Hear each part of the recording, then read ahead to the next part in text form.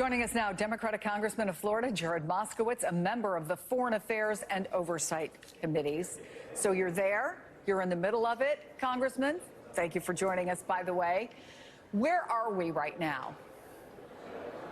Well, thanks for having me. Where we are is we just passed the rule a couple hours ago on the House floor. This allows us tomorrow to get to the underlying bills on Ukraine, on Israel, on humanitarian aid for Gaza and some other humanitarian crises around the world, and then the TikTok bill, the Repo Act, and some other Iran legislation. There are 4 bills. We will vote on those tomorrow and then send those over to the Senate. This is substantially similar to what the Senate did. We're just doing it in a process where we take separate votes.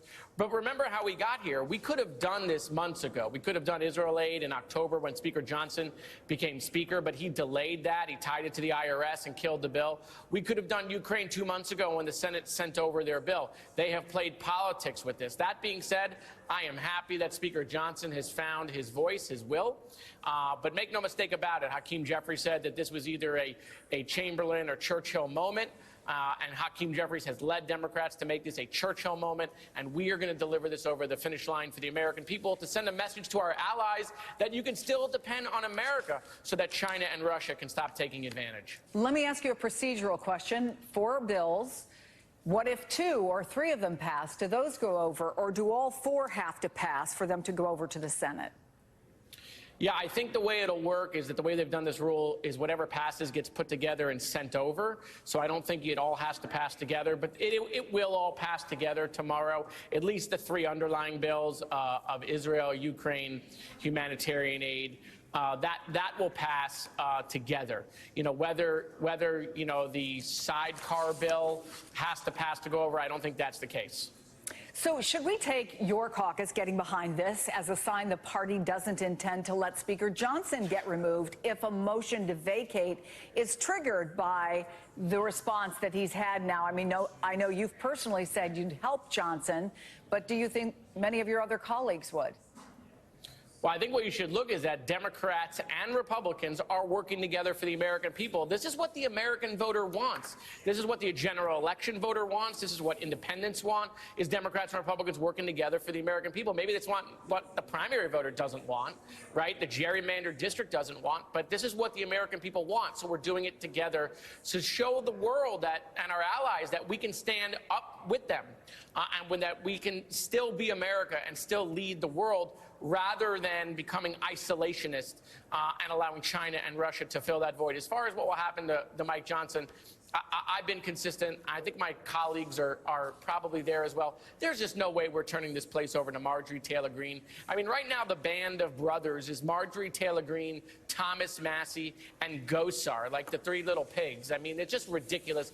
These folks would let Putin take Europe. They would let the Ayatollah from Iran take Israel. They're not interested in America leading. They say it's America first. They want America last. They want China first and Russia first, because that's what their foreign policy would give us. There are a couple of different sets of stakes, right? The immediate one that you've already mentioned. Can our allies say that America stands by its commitments? Does America support democracies? That's that. There's the political part of this as well. And Marjorie Taylor Greene doesn't have to worry about her district, right? But there are plenty of people who do. And control of the House is up for grabs in November.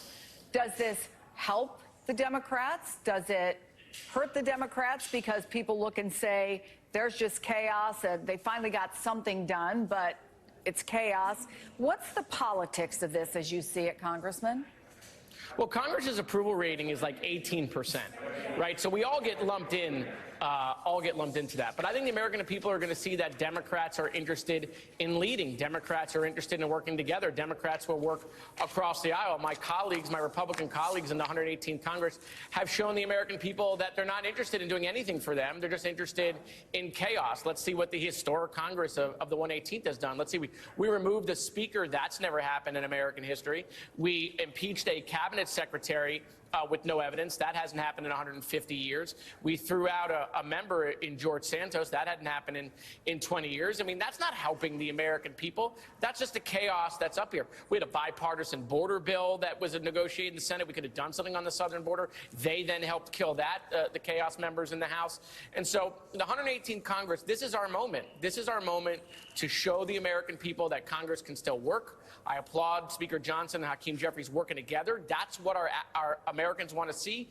That's the message we need to send to our allies. And that's also the message we need to send to our enemies, that all the propaganda from Russia and China and Iran that they have sold over here to the American people, we're not going to let them win. We're going to stand by our allies, not just Ukraine and Israel. We're going to stand by all our allies. That is the message here. Representative Jared Moskowitz, thank you so much. We appreciate you taking the time.